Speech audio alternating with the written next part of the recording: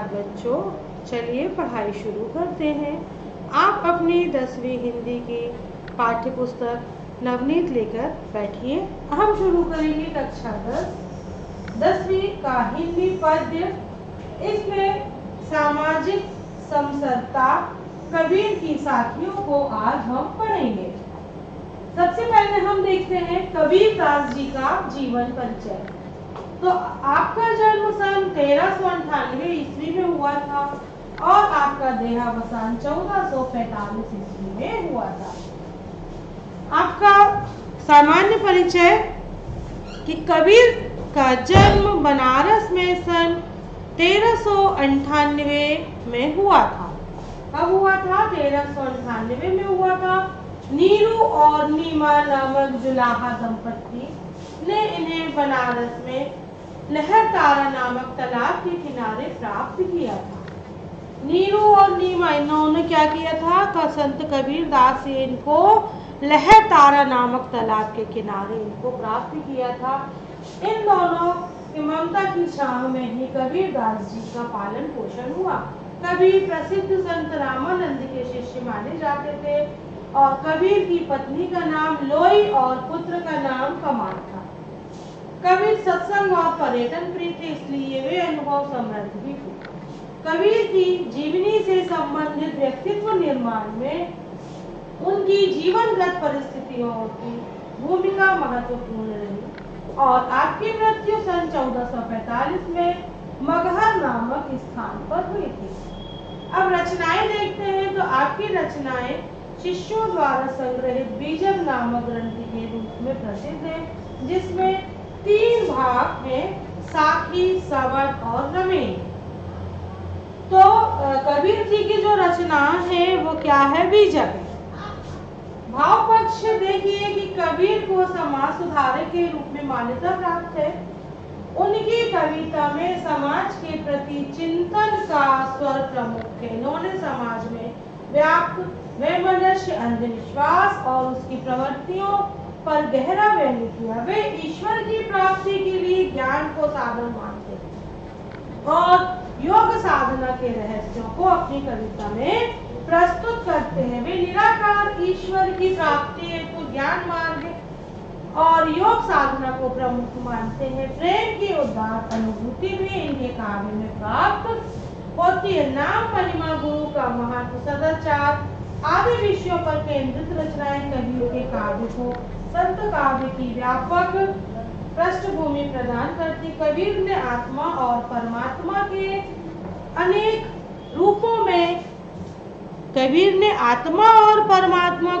रूपों में अनुभव किया है, जिसे रहस्यवाद का नाम दिया गया। अब देखते हैं आपका कला पक्ष। तो भाषा, कबीर का कला पक्ष उनका अक्खर स्वभाव होने के अनुकूल अस्त व्यस्त है। उनकी भाषा को सुघड़ी तथा पंचमेल खिचड़ी कहा जाता है, क्योंकि ब्रज, अवधी, राजस्थानी, पंजाबी के अतिरिक्त अरबी, फारसी भाषा के शब्दों का प्रयोग किया। पर्यटन की प्रवृत्ति होने के कारण उनकी भाषा में अनेक बोलियों के शब्द आ गए। डॉक्टर हजारी प्रसाद द्विवेदी ने उन्हें वाणी का डिक्टेटर कहा है। भाषा सरल, तीखी और व्यंग्य युक्त है और उपमा, रूपक, अनुयोक्ति, दृष्टांत, अतिशयोक्ति, विभावना एवं विरोधाभास जैसे अलंकार का आपने काव्य के रूप में प्रयोग किया। आपकी शैली की दृष्टि से कबीर ने मुक्त काव्य में रचना की। और आपका साहित्य में स्थान, कबीर भक्ति काली निर्गुण धारा के ज्ञानाश्रय शाखा के कवि माने जाते हैं। कबीर के माध्यम से में यद्यपि अभिव्यक्ति की सहजता है, क्या है? अभिव्यक्ति की सहजता है, किंतु उनका काव्य साहित्यिक सौंदर्य से अनुप्राणित है। कबीर का व्यक्तित्व क्रांतिकारी माना जाता है। उनके संबंध में महावीर प्रसाद द्विवेदी का यह कथन है कि वे सिर से पैर तक मस्त मौला स्वभाव के, फक्कड़ आदत से अक्खड़ भक्त के सामने निरी, वेशधारी के आगे प्रचंड, दिल से साफ, दिमाग से दुरुस्त और भीतर से कोमल, बाहर से कठोर जैसा नारियल होता है। जन्म से कर से वंदनीय थे और युगावतार की शक्ति को लेकर वे अवतरित हुए थे और युग प्रवर्तक की दृष्टता उनमें विद्यमान थी। अब हम देखते हैं कबीर की साथियों का केंद्रीय भाव क्या है, भाव सारांश क्या है। तो कबीर ने अपनी साखियों में जीवन से संबंधित अनेक उपयोगी सीखें दी हैं। मानव को भगवान से उतनी ही याचना करनी चाहिए जितनी की आवश्यकता। दुर्बल को सताना अपने लिए कांटे बोना है और साधु की जाति नहीं पूछनी चाहिए, अपितु उसके गुणों पर दृष्टिपात करना चाहिए। भक्ति के मार्ग में काम, क्रोध, लोभ बाधक है, अतः इनका त्याग अनिवार्य है। उच्च कुल में जन्म लेने वाले मानव का आचरण भी पवित्र होना आवश्यक है। फलदायी वृक्ष का आश्रय सुखद होता है। गुणी मानव ही गुणों की परख कर सकता है। हीरा की परख जौहरी ही कर जानता है। भगवान गुणों के अक्षय कोश है। अवगुण तो हमारे मन मानस में पल्लवित है। कबीर की साखियों में उच्च आदर्शों से संबंधित उत्कृष्ट काव्य की सृष्टि की गई है। अब देखते हैं पद 1। साईं इतना दीजिए जामे कुटुंब समाए, मैं भी भूखा ना रहूं साधु ना भूखा जाए। शब्दार्थ है, साईं यहाँ पर बोला है ईश्वर को, भगवान को, स्वामी को। कुटुंब मतलब कुटुंब परिवार, समाए मतलब भरण पोषण हो जाए और साधु मतलब अतिथि। संदर्भ है कि प्रस्तुत पद साखी कबीर दास द्वारा रचित कबीर की साखियों से लिया गया है और प्रसंग में इसमें कवि ने भगवान से प्रार्थना की कि हे भगवान, हमें इतना दे दो कि हमारा भली भांति गुजारा हो जाए। व्याख्या है कि कबीर दास जी कहते हैं कि हे भगवान, आप हमें इतना ही दीजिए जिससे हमारे कुटुंब का भली प्रकार से पालन पोषण भरण पोषण हो जाए। भली प्रकार से भरण पोषण हो जाए, मैं भी भूखा ना रहूं और अगर मेरे घर पर जो भी साधु सन्यासी या अतिथि आए वे खाली हाथ न लौटे। तो काव्य सौंदर्य कबीर ने मात्र कुटुंब भरण पोषण तक की सुविधा भगवान से मांगी है। फिर है पद 2। दुर्बल को ना सताइए जाकी मोटी हाय, मरी चाम की श्वास से लोह भस्म हो जाए। तो शब्दार्थ है, दुर्बल मतलब कमजोर व्यक्ति और चाम मतलब चमड़ा या जमी।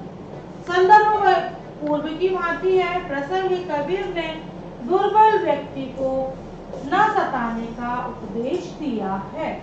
व्याख्या है कि कबीर दास जी कहते हैं कि दुर्बल व्यक्तियों को कभी भी मत सताओ, इनकी आहें बड़ी मोटी अर्थात भारी होती हैं। एक उदाहरण लेकर वे कहते हैं कि जब मरे हुए चमड़े से बनाई गई मशक की श्वास से लोहा भी भस्म हो जाता है तो जीवित व्यक्ति की आहों से कितना अहित हो जाएगा। इसे अच्छी तरह सोच लो और दुर्बल और कमजोर व्यक्तियों को मत सताओ। फिर है, जाति न पूछो साधु की पूछ लीजिए ज्ञान, मोल करो तलवार का पड़ा रहन दो ज्ञान। शब्दार्थ है, कठिन शब्द में मोल मतलब मोल भाव और संदर्भ वही पूर्व की भांति की प्रस्तुत पंक्तियां कबीर की साखियों से ली गई है और इसके कवि श्री कबीर दास जी ने। प्रसंग है कि कबीर दास जी साधु सन्यासी की जाति न पूछने और ज्ञान जानने की बात कहते हैं कि साधु सन्यासी से कभी भी उसकी जाति नहीं पूछना चाहिए, परंतु हम उनका ज्ञान पूछ सकते हैं। व्याख्या देखिए कि कबीर दास जी का संसारी मनुष्यों से यह कहना है कि हे मनुष्यों, तुम कभी भी किसी साधु सन्यासी की जाति के बारे में मत पूछो। यदि तुम्हें ज्ञान के बारे में जानकारी ले लो, ज्ञान के बारे में पूछ लो। एक उदाहरण देकर कबीर बताते हैं कि मोल भाव तो तलवार का किया जाता है, मयान को कौन पूछता है। क्योंकि हम तलवार लेने जाते हैं तो मयान तो उसके साथ ही आती है, तो हम खरीदते समय तलवार का ही मोल भाव करते हैं, दाम पूछते हैं, पर मयान को कोई भी नहीं पूछता। अब इसका कार्य सुंदर है कि गुणों को जानना चाहिए, जाति को नहीं। फिर है जाति हमारी आत्मा, प्राण हमारा नाम, अलख हमारा इष्ट है, गगन हमारा ग्राम। तो शब्दार्थ देखिए इसके। अलख मतलब अदृश्य, इष्ट मतलब भगवान, गगन मतलब आकाश। संदर्भ वही पूर्व के भांति। और प्रसंग में इस साखी में कबीरदास जी अपना परिचय देते हुए कह रहे हैं। व्याख्या कबीरदास जी कहते हैं कि हमारी आत्मा ही हमारी जाति है, हमारा नाम ही हमारे प्राण है। अदृश्य अर्थात न दिखाई देने वाला निर्गुण निराकार ईश्वर ही हमारा इष्ट है और आकाश हमारा ग्राम है। हमने अपने पहले पद में जो पढ़ा था उसमें पढ़ा था भक्ति धारा में कि सगुण की अपेक्षा निर्गुण भक्ति को क्यों अधिक श्रेष्ठ माना गया है। क्योंकि सगुण तो हम तो को तो दिखता है, पर निर्गुण जिसका कोई आकार नहीं है, जिसका कोई आधार नहीं है, ऐसे ही हमारा क्या है, कबीरदास जी बोलते हैं हमारे इष्ट हैं जो निराकार हैं, जो हमको दिखाई नहीं देते। फिर आगे का पद है कामी क्रोधी लालची इन पे शक भक्ति ना होए, भक्ति करे कोई शूरमा जाति वरण कुल खोए। तो इसके शब्दार्थ देखते हैं। कामी मतलब काम वासना में रत रहने वाला, जाति मतलब जात या कुल, वर्ण मतलब वर्ण व्यवस्था, खोए मतलब खोकर। संदर्भ पूर्व की भांति प्रसंग है। इस छंद में कबीरदास जी ने बताया है कि कामी क्रोधी व्यक्तियों से ईश्वर की भक्ति नहीं हो सकती। व्याख्या है कि कबीरदास जी कहते हैं कि कामी, क्रोधी और लालची स्वभाव के व्यक्तियों से भगवान की भक्ति कभी नहीं हो सकती। क्योंकि जो व्यक्ति जाति एवं वर्ण भूल जाता है वही शूरमा होता है और वही भगवान की भक्ति कर सकता है। इसका विशेष है कि विषय वासनाओं से मुक्त होकर ही भक्ति की जा सकती है। अब है आगे का पद। ऊंचे कुल का जन्मिया जय करनी, ऊंच न होई सौवन कलश सुरे भनिया, साधु निंझा सोई। इसके कठिन शब्दों के अर्थ है जन्मिया मतलब जन्म लेने वाला, करनी मतलब कार्य, सोवन मतलब सोने के, सुरय मदिरा, भनिया भरी हुई, निंझा निंदा करता है, सोई मतलब उसकी। संदर्भ वही है। प्रसंग की कबीरदास जी कहते हैं ऊंचे कुल में जन्म लेने से कोई व्यक्ति ऊंचा नहीं हो जाता, वह अपने कर्मों से ही ऊंचा होता है। व्याख्या है कि कबीरदास जी कहते हैं कि ऊंचे कुल में जन्म लेने भर से कोई व्यक्ति ऊंचा नहीं हो जाता। यदि उसके कार्य ऊंचे नहीं हैं तो वह कभी ऊंचा नहीं हो सकता। ऊंचे अर्थात श्रेष्ठ कार्य करने वाला व्यक्ति ही ऊंचा होता है।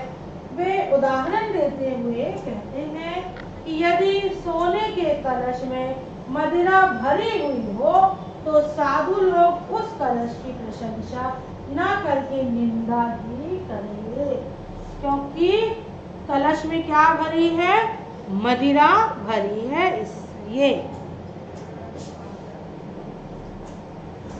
अब है आगे का तरवर तास विलंबिए 12 मास फलंत, शीतल छाया गहर फल पंथी। चलिए शब्दार्थ है तरवर मतलब श्रेष्ठ वृक्ष, तास उसी का, विलंबीय मतलब सहारा लीजिए, फलन जो फलता है, गहर घने, पंछी मतलब पक्षी, केली मतलब क्रियाएं कर लो। संदर्भ पूर्व की भांति प्रसंग कबीरदास जी ने ऐसे व्यक्ति का आश्रय लेने का उपदेश दिया है जिससे हर व्यक्ति सुखी हो। व्याख्या कबीरदास जी क्या कहते हैं कि तरुवर के माध्यम से उस श्रेष्ठ व्यक्ति का आश्रय ग्रहण करने का उपदेश देते हैं कि उसी श्रेष्ठ वृक्ष का आश्रय लेना चाहिए जो 12 महीने फल देता हो और जिसकी छाया शीतल हो, जिसमें घने फल लगते हों और जिस पर बैठकर पक्षीगण अपनी क्रीड़ाएं करते हैं। विशेष है कि सज्जन लोगों का आश्रय यहाँ पर लेने की बात कबीरदास जी ने कही है। अब है आगे का पद, जब गुण गंगाहक मिले तब गुण लाख बिकाई, जब गुण को गाहक नहीं कौड़ी बदले जाए। अब इसके कठिन शब्द है, गाहक मतलब ग्रहण करने वाला और जानकार। संदर्भ पूर्व की भांति प्रसंग है कि कवि कहते हैं कि गुणों का महत्व तभी तक है जब तक कि उसके ग्राहक मिलते। व्याख्या कबीरदास जी कहते हैं कि जब गुण के ग्राहक मिल जाते हैं तो गुण लाख रुपए में बिकता है, और यदि गुण के ग्राहक ना मिले और यदि गुण के ग्राहक नहीं मिलते हैं तब वह गुण कौड़ियों के दाम में बिक जाता है, मतलब कि उसका कोई मूल्य नहीं होता। फिर आगे का पद, सर्प ही दूध पिलाइए दूध है विष है जाई, ऐसा कोई ना मिले 100 सर्पे विष खाई। तो कठिन शब्दों के अर्थ में सर्प ही मतलब सांप, ले जाई हो जाएगा। संदर्भ पूर्व की भांति और प्रसंग कवि कहते हैं कि सर्प को दूध पिलाने से कोई लाभ नहीं, क्योंकि वह दूध भी विष बन जाएगा।